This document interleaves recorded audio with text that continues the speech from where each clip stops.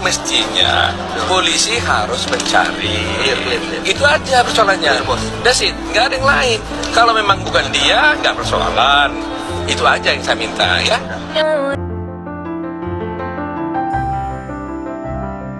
Jakarta Pusat Binsar Gultom.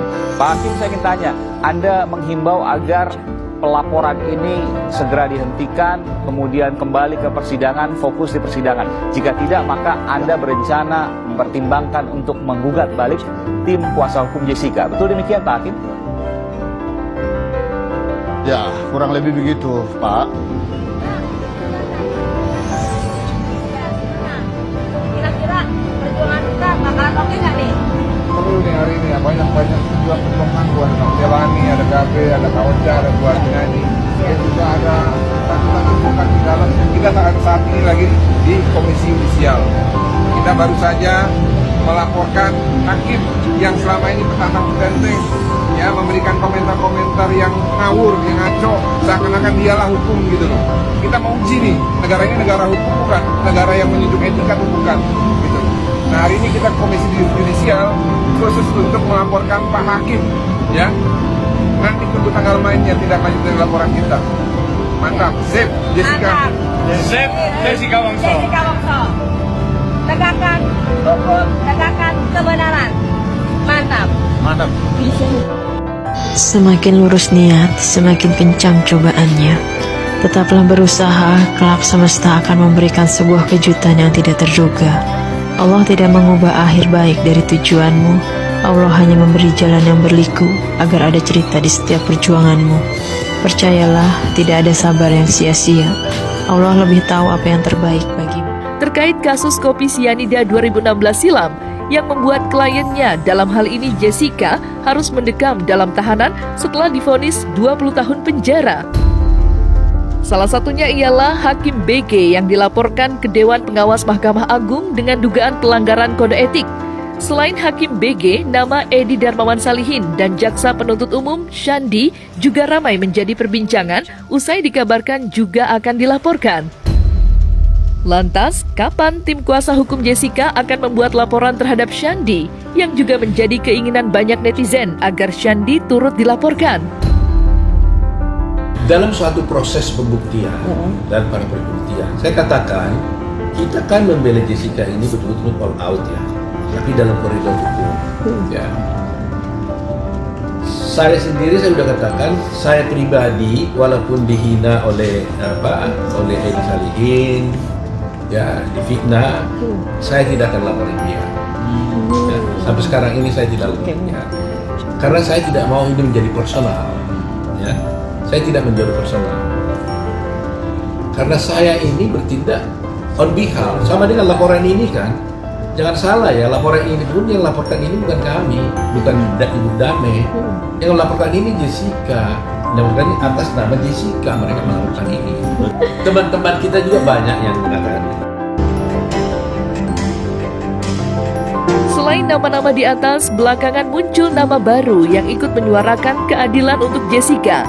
Tidak lain ialah dokter ahli psikolog forensik yakni Lita Gading.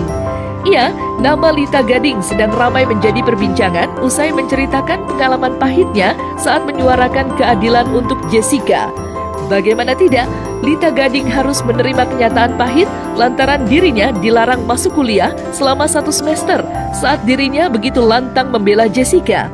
Dan belakangan curhat Lita Gading di media sosial pribadinya mendapat atensi besar oleh warganet saat mengungkap berbagai kejanggalan dan tekanan yang terjadi pada tahun 2016 silam. Tekanan itu datang karena Lita Gading dianggap berseberangan dengan salah satu profesor yang berpihak pada Jaksa Penuntut Umum. Saya itu masih jadi asisten profesor, ya. Jadi saya membantu. Nah, dan membantu itu pada saat itu adalah salah satunya kasusnya Jessica ini. Saya ada di dalamnya guys, kalian nggak tahu ya. Cuman saya tidak muncul di permukaan karena masih ada senior-senior saya yang harus mengemukakan ini gitu. Dan saya pun diwawancara saya tidak boleh karena saya harus mengatasnamakan profesor. Karena kalau dulu kan saya tetap harus manut kepada atasan saya dong, bener nggak sih? Kalau sekarang mah saya sendiri gitu. Sekarang saya Bahwa ini sudah keterlaluan nih hakim. Ya. Mungkin dalam perkara lain dia lolos, tapi untuk perkara Jessica dia tidak akan bisa lolos. Konsekuensinya bisa dia dipecat, kena diskorsing, bisa. Kena ada ketentuan-ketentuannya, bisa dia kena diskorsing atau dia kena demosi. Bisa jadi dia hakim non palu, begitu. Karena selama ini dia juga sekarang di hakim tinggi kan, dia berusaha untuk jadi hakim agung. Dengan kasus-kasus ini dia terjegal, kesulitan dia. Kenapa? Etika dia sudah nggak benar. Dia mengomentari putusannya sendiri, itu yang nggak boleh. Keberpihakannya ini kan terlalu kelihatan.